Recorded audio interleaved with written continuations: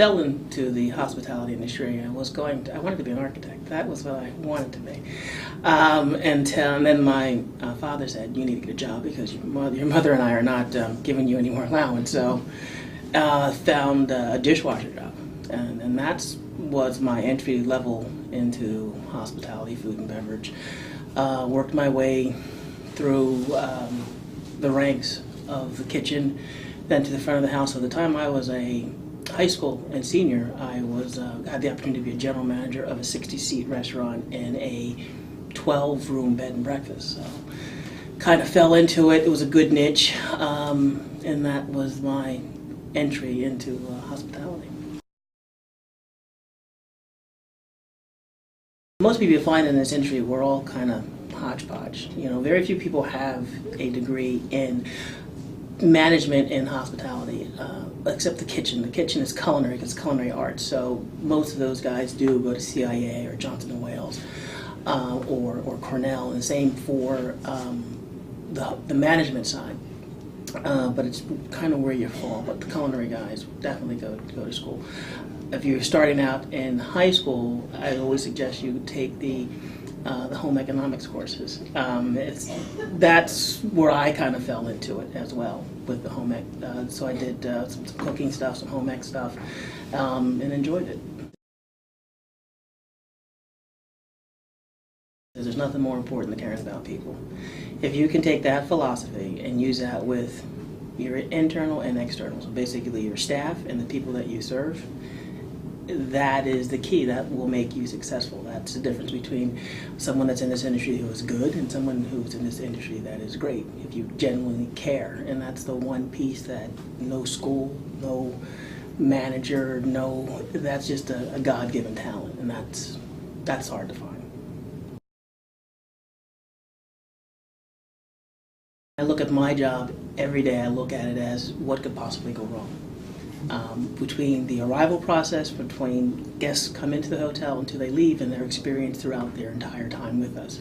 So from food and beverage to check-in, to housekeeping, to the weather, if they do something off-site, and any type of pop-up that will rear its head, because we're at the mercy of our clients most of the day. We could plan it all out, but if a VP arrives, a senior executive arrives, you can throw a wrench into everything that you had planned. So to think on your feet, and to Murphy's Law, live by Murphy's Law.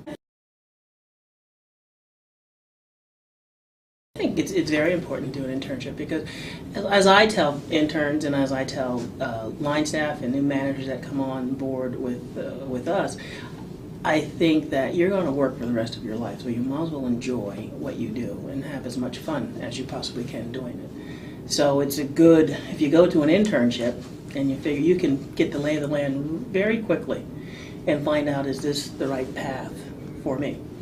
And several of the interns that I've done, we've given the opportunity to live it, taste it, breathe it in every department, because you think of a hotel or a hospitality as just front desk, room service, restaurants, but you still have accounting, you have advertising, marketing, you have sales, you have operational, you have facilities, the guys that fix the building and maintain the building, food service, both front and back of the house, and then also we have a staff that feeds the staff. So just finding that right niche that works for you.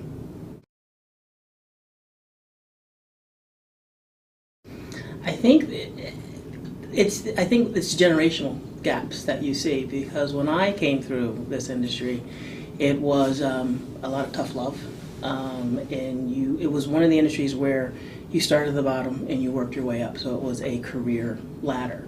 With the newer generations, a career web, where they're constantly taking information and guidance from many areas, and then figuring out what they want to do. I mean, you came in, like I said, I came in as a dishwasher, now I'm the director of conference services.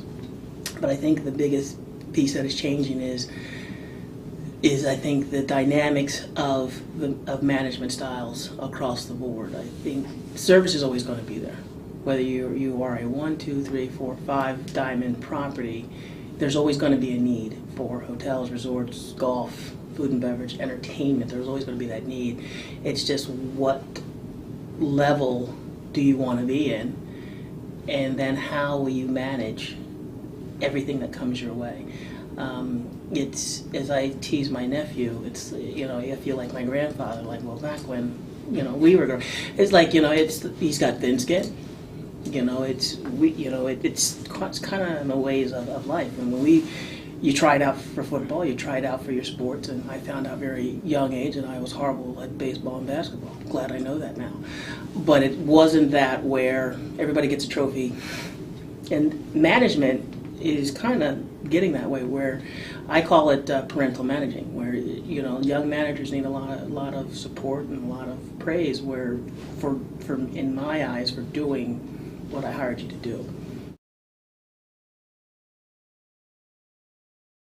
I would give advice of no 2 days. If you're looking for something that is exciting, no 2 days are going to be the same. You're not chained to a desk. You have a lot of freedom. If you have an entrepreneurial spirit, this is a great industry, because you have hotels that are on land, and you have also hotels that are at sea. So you have the whole cruise line industry. You have there's hotels all over the world, so you can also see lots of the world. I think the downturn in the economy has affected, but like everyone else, you're doing more with less. But you see what talents you have of your staff, and a lot of these guys are bringing a lot more to the table than they signed on for, because they look at this as, I think with the downturn, there's a lot of opportunity for a lot of people. So they're stretching and learning new skills and basically promoting and marketing themselves for a future.